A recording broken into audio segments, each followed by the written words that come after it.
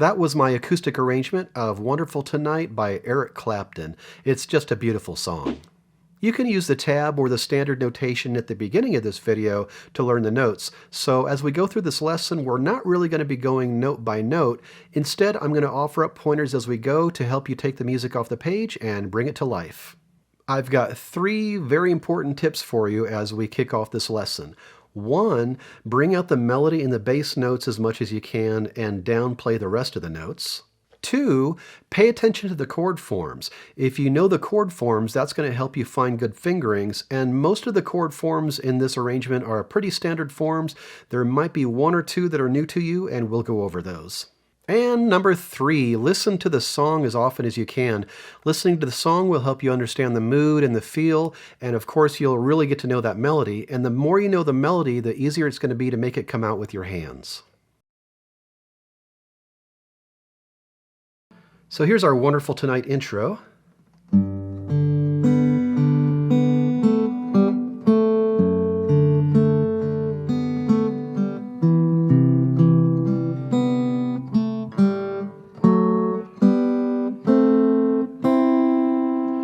This one starts off on a G chord, and notice I'm bringing those melody notes out as much as I can.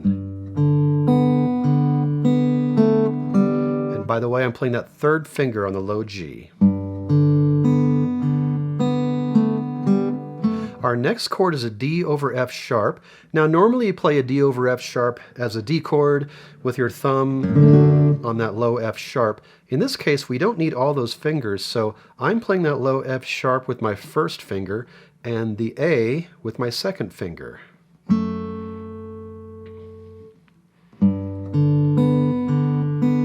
So 1st finger here on the F sharp, bring out these last 4 notes, that's your melody. Now in the 3rd measure we have a C chord. Now it's marked as a C chord, but really it's you would consider that a C major 7 chord because of the melody note B. That note right there. And then we have some double stops right here. We've got finger 1 and 3. We have 2 open notes, which allows you time to get to the 3rd beat with fingers 1 and 2. And then we're off and running to verse 1. Here's the first 4 measures of verse 1.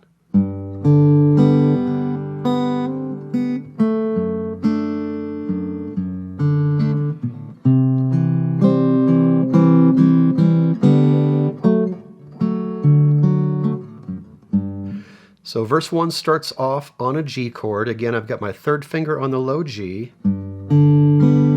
Watch out for this hammer on here.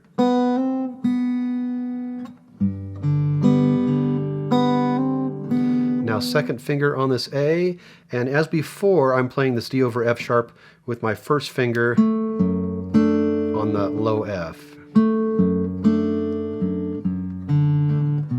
Plain old C chord here on the 3rd measure. Some open strings. So let's talk about the way I'm playing this D chord in the 4th measure. We're not playing our traditional open D chord. Instead we're using this form. And because of the melody note, I don't need to play my 2nd finger on that string. I'm only playing 3 fingers on this one. Now it might be a little awkward to get to it first, but it'll take a little practice and you'll be fine. Now we could take advantage of the fact that the chord before that is open. So right there, you can get yourself in place for that new way to play a D chord. Cool thing about that D chord also, it's a movable chord. So once you know how to play that D chord, you know how to play an E flat, E, F, G flat, and so forth. Let's move on now to the 2nd line here. Starts with the G chord again, but watch out for some double stops. Let me play the line first.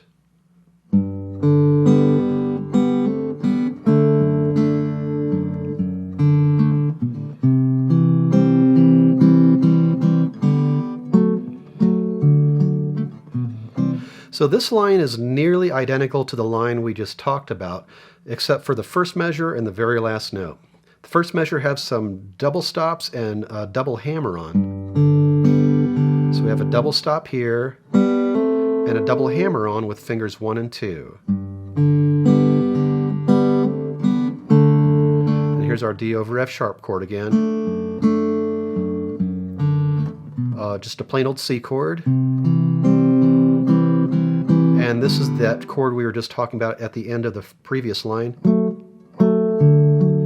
And this one ends on a B, 2nd fret, 5th string, instead of an F sharp like the line before. And that leads into the 3rd line, which starts on a C chord.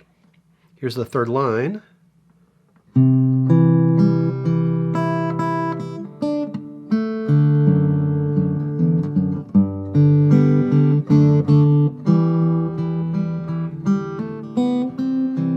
So this line begins with a C chord, and I recommend holding down as much of the C chord as you can so this can all ring together. Now on that note that I just played right there, that D, 3rd fret, 2nd string, I let go of the chord and just kind of cut it off a little bit.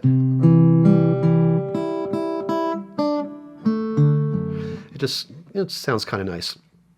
Then we have our D over F sharp chord again, the way we've been doing it with 1st finger on that low F sharp.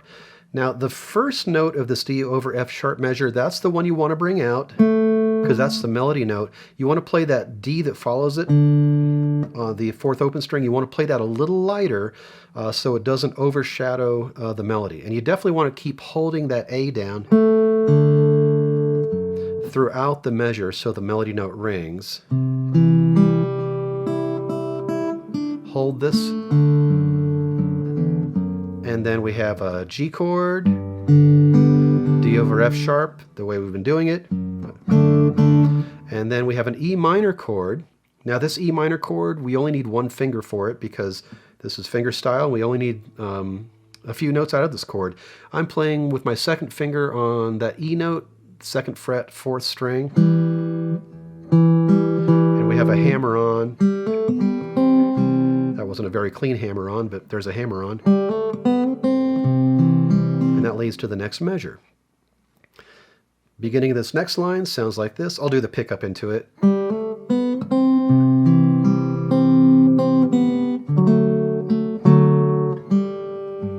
So this one starts with a plain old C chord as before.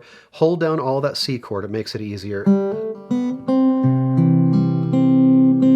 So the only time you need to lift a finger is on that last note. And it's a good idea on that last note to actually just let go of everything, because we're getting to that new way to play a D chord in the next measure. And it just gives you time to get to that.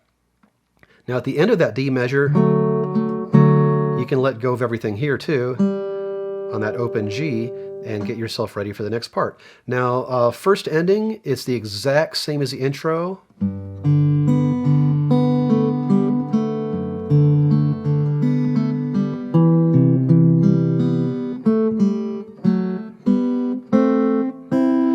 And that takes us back to verse 2 because we have a repeat, and verse 2 is the exact same as verse 1. So let's say we went back and did verse 2, and now we are in measure 17, which is the spot we were just talking about. Only now we're going to the 2nd ending. The 2nd ending, except for the last 2 beats of these 2 measures, this is all pretty much filler.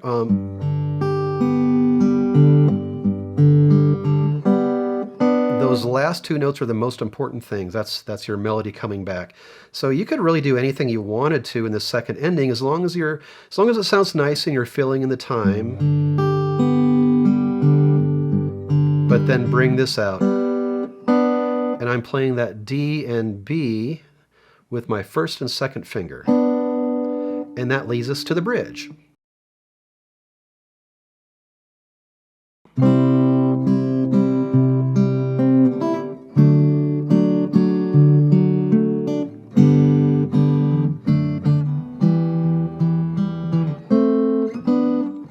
So the bridge starts off with a C major chord. So just hold that whole chord down. These last 3 notes of the measure are filler, so don't play them as loudly. just kind of taking us through the meter, through the measure. And then we have a D chord.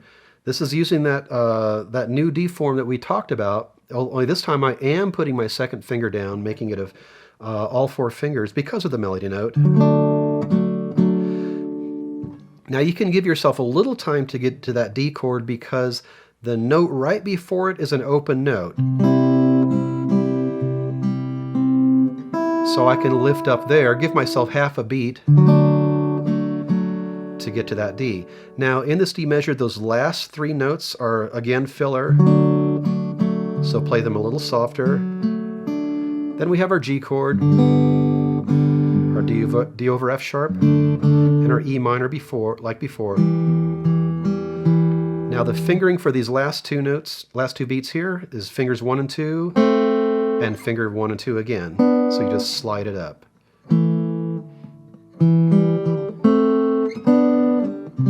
And then we're on to the next part of the bridge.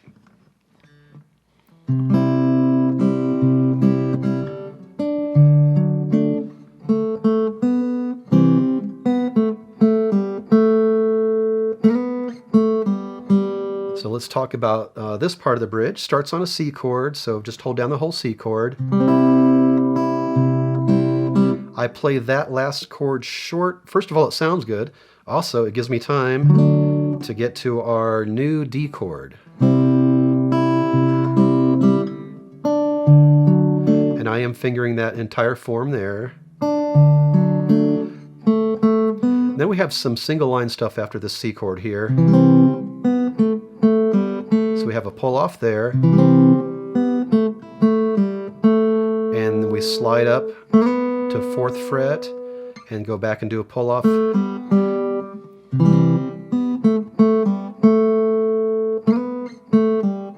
And that doesn't have to be exactly precise rhythm. As long as the main tempo is still there, you can play around a little bit. You know, whatever sounds good to you. And then this leads into our interlude, which is the exact same as the intro.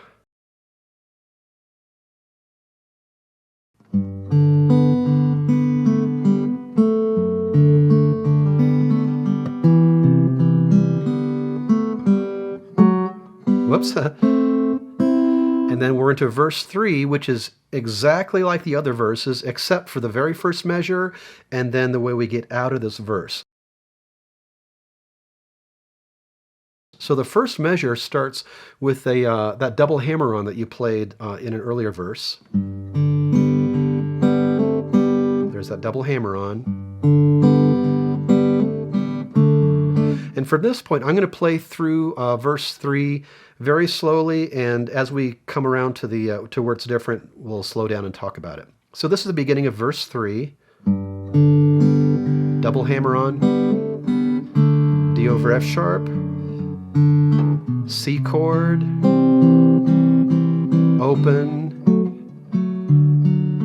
G chord again, double hammer-on, just like before, C chord, our new D chord, holding down a C chord here, playing that note short, and then holding on to this next A, because it's the melody note. E minor, hammer on, C chord. Now here's where it's different. We have a little turnaround here, G chord, which is actually what you played in the line before. We're just doing a turnaround to get back to the E minor chord to extend this verse just a little bit more. Here's that hammer on again. And this is like before, C chord. Move while you're playing an open note to this D chord.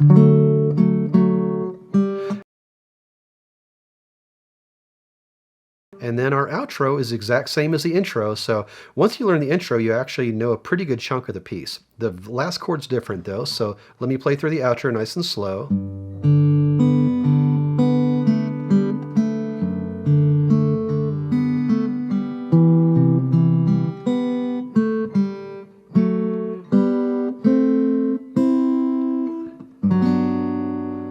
That last chord is a G major 7 chord.